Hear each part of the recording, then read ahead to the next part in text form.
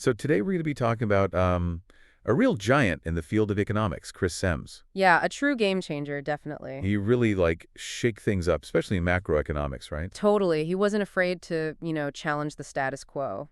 So what made him such a standout figure, do you think? It sounds like Sims was exposed to some pretty serious intellectual firepower pretty early on. Absolutely. Growing up in a politically engaged family, it definitely shaped his perspective, I think. His uncle giving him theory of games in high school?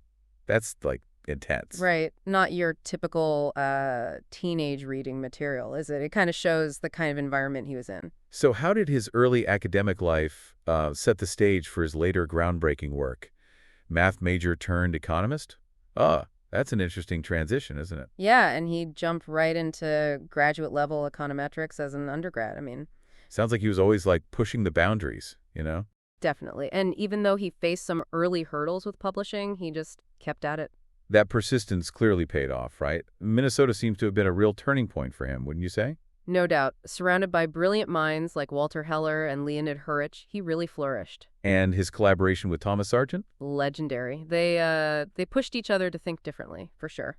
So what exactly is a VAR model, and why was it such a big deal? So Sims basically said, let's just let the data speak for itself. Exactly. Instead of imposing rigid theoretical structures, he used VAR models to uncover the relationships between economic variables. And this shifted the whole field towards a more evidence-based approach, right? Absolutely. Central banks around the world use VAR models to analyze the impact of policy decisions. It's amazing how one idea can have such a widespread impact. It's kind of wild to hear about the struggles he faced getting his work published, isn't it? Yeah, even groundbreaking ideas can face resistance, I guess. That econometrica rejection sounds particularly frustrating. Totally, but he didn't let it discourage him. He kept pushing, and eventually his work revolutionized the field. So what was his most important paper, do you think? Macroeconomics and Reality? That title kind of says it all, doesn't it? It was a direct challenge to the prevailing Keynesian models, yeah, He called out their incredible identifying assumptions. and offered VARs as a more realistic alternative. A real paradigm shift, wouldn't you say?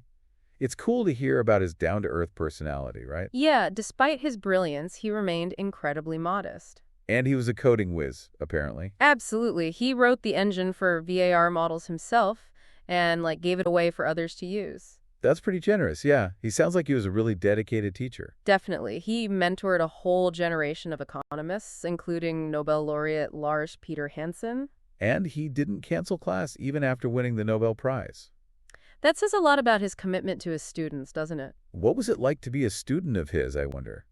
That story about the impossible exam question is hilarious, right? Right? He wasn't afraid to push his students to their limits, that's for sure. And he admitted he'd been giving out an unprovable question for years. Classic Sims, always challenging conventional wisdom.